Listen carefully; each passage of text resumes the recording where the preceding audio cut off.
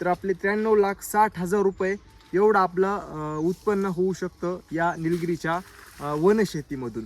आता या लाकडापासून जेव्हा हा गरा हे जे खोड मोठाला होईल तेव्हा यापासून कागद बनतो आणि हे आपण डायरेक्ट विक्री करू शकतो विदाऊट कुठल्याही एजंटला लावायची गरज नाही. आपण डायरेक्ट JK पेपर मिलला आपण याची विक्री करू शकतो. चला जाऊ असंच खाली आपण.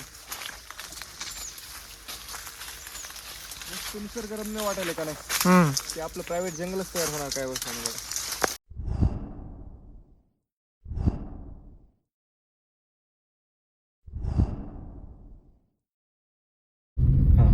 तर मित्रांनो, आज आपण जाणार आहोत माझी निलगिरीची वनशेती पाहण्यासाठी. आणि हे जे शेत आहे ते अगदीच माळ रानावर आहे. मासुरी डॅमच्या पायथ्याशी जो काही माळ आहे तिथे आपण ही 6 एकर निलगिरीची वनशेतीचा जो काही प्रयोग आहे ते आपण केलेला आहे.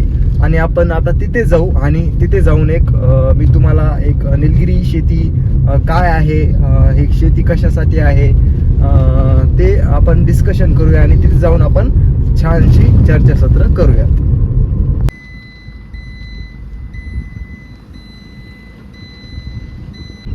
मस्त आहे का? छान आहे ना? लय मस्त आहे. तर नमस्कार शेतकरी मित्रांनो, आज आपण आलेलो आहोत माझं निलगिरीचे जे काही वनशेती आहे ते पाहण्यासाठी.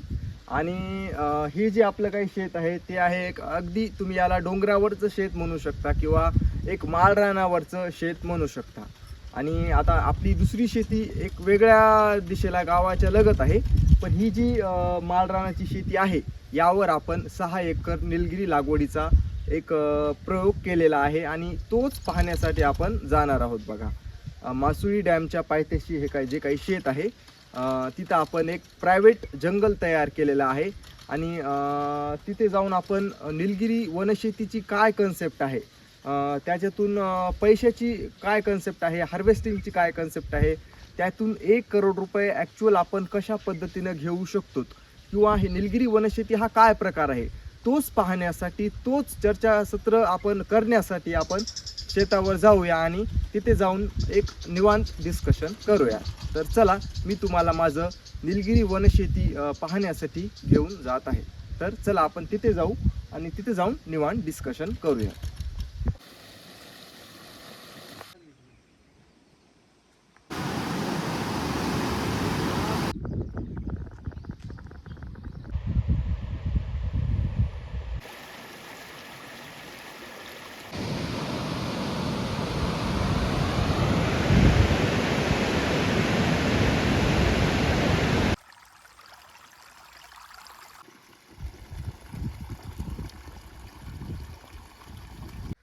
तर मित्रांनो, आता तुम्ही बघू शकत असाल की आता बघा हे निलगिरीचं झाड आहे बघा. आणि आता आपण याला लागवड करून प्रॉपर 6 महिने पूर्ण झालेले आहेत बघा. जूनमध्ये आपण याची लागवड केलेली होती आणि आता डिसेंबर महिना चालू आहे. आणि पूर्ण 6 एकरामध्ये याच प्रकारचे याच थोडंसं हाईटमध्ये 1-2 फुटामध्ये कमी जास्त असतील पण या स्वरूपाची झाडं झालेली आहेत. आणि आता तुम्हाला निलगिरीचं जर झाड बघायचं असेल तर तुम्ही आता हा स्क्रीनवरचा फोटो बघा. तर हेच निलगिरीच्या झाडाचं प्राथमिक स्वरूप म्हणजे हे अशा पद्धतीचे झाड आहेत बघा. नंतर जेव्हा याची हाईट पूर्ण होईल, एक मिनटं, ठीक आहे चालू आहे ना, ठीक आहे. तर आता ह्याची हाईट जेव्हा पूर्ण होईल तेव्हा याचा खोडसुद्धा मोठं होत जातं आणि नंतर आपल्याला 2.5 वर्षाला हे हार्वेस्टिंगला येतं. आता तर तुम्ही बघू शकतात बघा, थोडंसं जवळ या आणि जवळ येऊन मी तुम्हाला एक आता याचं अंतर सांगतो बघा. तर बघा, ह्या 2 ओळीमधलं जे आपण अंतर ठेवलेलं आहे निलगिरीच्या ते आहे 8 फूट. आणि 2 रोपांमधलं जे आपण अंतर ठेवलेलं आहे, या आपण मध्ये जाऊ, 2 ओळीमधलं जे अंतर ठेवलेलं आहे ते आहे 8 फूट आणि 2 रोपांमधलं जे आहे अंतर ठेवलेलं आहे ते आहे 4 फूट. म्हणजेच 8x4 या रोपावर या अंतराने आपण या 6 एकर निलगिरीची या रोपट्यांची लागवड केलेली आहे. आणि त्याचं आता 6 महिन्याचं स्वरूप आपण बघू शकतात की कशा प्रकारे वाढलेलं आहे. तर आता बघा, 8x4 म्हणजे एकरी आपले जवळपास 1300 रुपये बसतात या अंतराने 8x4. आणि एकरी 1300 म्हणजे जवळपास आपले 6 एकरामध्ये जवळपास 7,500 रोपांची लागवड झालेली आहे. जर तुम्ही इन ॲक्च्युअल हिशोब करताल की 1089 गुणिले म्हणजे एका ह्याच्यामध्ये 33x33 आणि 40R हे असा हिशोब जर करता तर ॲक्युरेट तर 7800 प्लॅन्ट येतात. पण आपले कमी जास्त आपण एक 7500 आपल्या रोपांची लागवड झालेली आहे असं आपण ग्राह्य धरूयात. तर चला आपण मध्ये जाऊ. आणि आता ही मधली जी वळ आहे त्याच्यामध्ये आपण कापसाची लागवड केलेली आहे बघा, आपण आंतरपीक म्हणून. तुम्ही आता निलगिरी लावल्यावर फक्त एकदाच तुम्ही कुठलंही आंतरपीक घेऊ शकतात. त्यानंतर निलगिरीच्या सावलीनं दुसरं कुठलं पीक येणार सुद्धा नाही आणि त्याची काही गरज सुद्धा नाही, कारण करोडोची हीच मालमत्ता आहे बघा. यामध्ये जाऊ आपण. चल आता बघा, आता तर मित्रांनो, आता या जर आपण व्हरायटीचा जर विचार केला तर ही व्हरायटी आहे ECD. ECD म्हणजे बघा कॅल्पटस क्लोन डेव्हलप्ड. ही या व्हरायटीचे ही जी आपण 6 एकरवर या रोपांची लागवड केलेली आहे.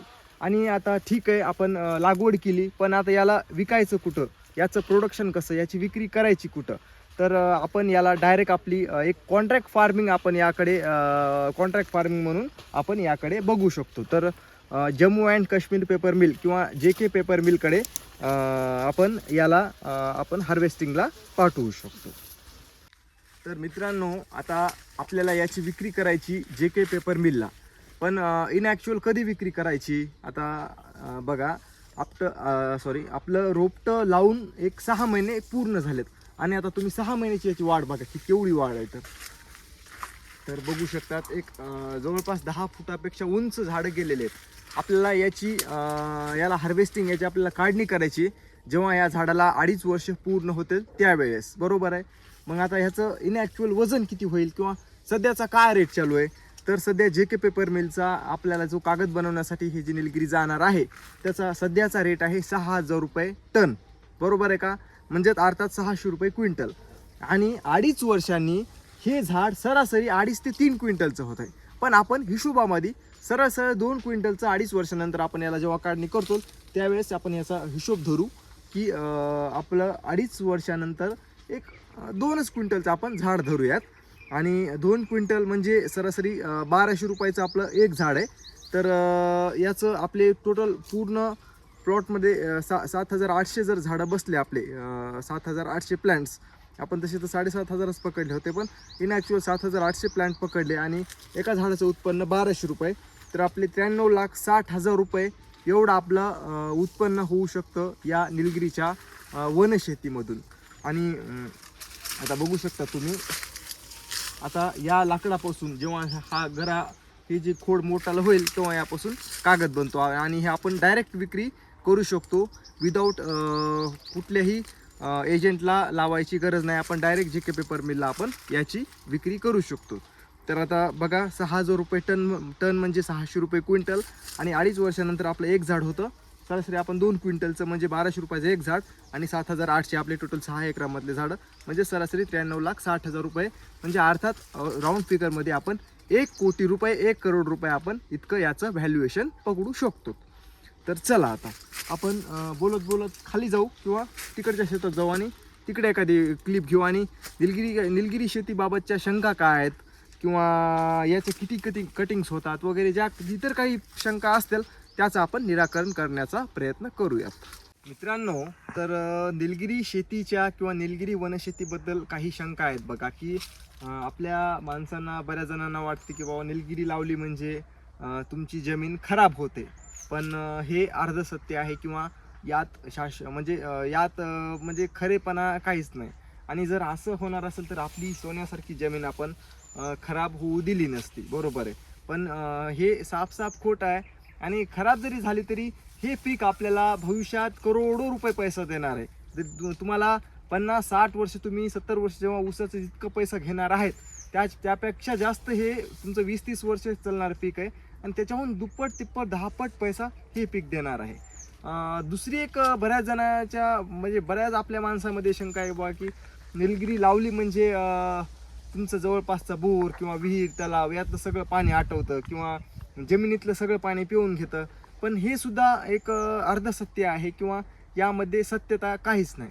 कारण जुने जे निलगिरीचे झाडं होते बघा, आता हे जे झाडं आहेत हे जे के पेपर मिलच्या ज्या लॅबमध्ये ज्या काय म्हणतो त्या कंपनीने हे अशी रोपं हायब्रिड तयार केलेली आहेत बघा. जुने जे आपले निलगिरीचे रोपं होते, झाडं होते, त्याच्यामध्ये मोठमोठाले सूटमूळ असायचे, ते पाणी पिणे ते खायचे, ते जुने रोपं होते. आणि आता ही सुधारित ज्या व्हरायटी आहेत ह्याच्यामध्ये सोटमूळ याच्यातलं काढून टाकलेलं आहे. आणि पाणी वगैरे ह्या फक्त शंका आहेत. आणि असं होणार असेल तर आपला कापूस इतका डेव्हलप झाला नसता बघा. आपला कापसाचं सुद्धा आपण यामध्ये आंतरपीक घेतलेलं आहे. आणि निलगिरीची तुम्ही हाईट बघू शकतात बघा. आणि जवळपास आपल्या विहीर आहे, तलाव आहे, बोर आहेत, पण आजपर्यंत अजून तरी याला काही झालेलं नाही. तर अशा काही शंका असेल तर भविष्यात मीच तुम्हाला प्रामाणिकपणे सांगतो की हे पीक लावू नका किंवा असं करू नका. पण मला वाटतं की ह्या फक्त शंकाच आहेत आणि या शंकेचं निराकरण होणं गरजेचं आहे बघा. साधारण ह्या 2 शंका आहेत. अजून कुठला प्रश्न आहे बघा की हे झाड किती वर्षांनी कटिंग करण्यास येतं. तर मला वाटतंच 2.5 वर्षांनी याची पहिली कटिंग होते बघा. पहिली कटिंग, त्याच्यानंतर परत 2.5-3 वर्षांनी दुसरी कटिंग. आणि दुसरा काय प्रश्न आहे की या वनशेतीच्या किती कटिंग्स होतात. तर 2.5-3 वर्षाला याच्या सरासरी 3 ते 4 क्वालिटीच्या कटिंग होतात. त्याच्यानंतर एखादी कटिंग होते आणि हे पूर्ण बाग काढून टाकावी लागते.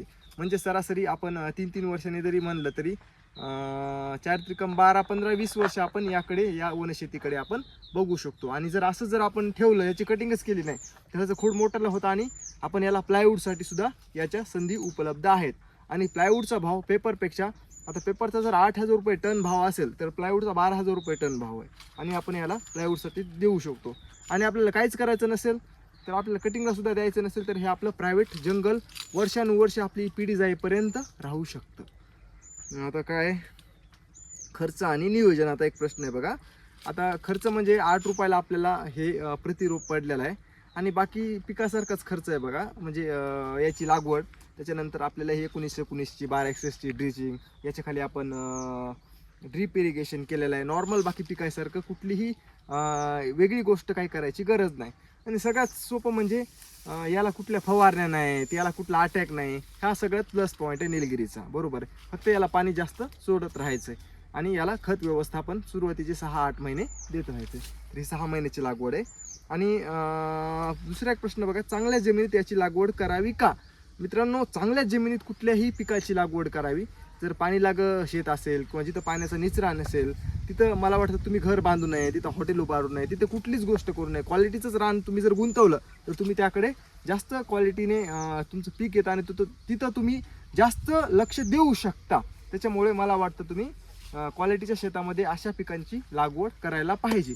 तुम्हाला जर इतर कुठले प्रश्न मनामध्ये आले, उपस्थित झाले, निर्माण झाले तर बिनधास्त एक मला खाली कॉमेंटमध्ये प्रश्न विचारा. मी प्रामाणिक पद्धतीने जितकं शक्य होईल तितकं मी प्रश्नांची उत्तरं द्यायचा प्रामाणिक प्रयत्न करतो. तर मी मित्रांनो, ही वनशेती पहा आणि तुम्हाला काय प्रतिक्रिया काय असतील त्या मला खाली कॉमेंट करा.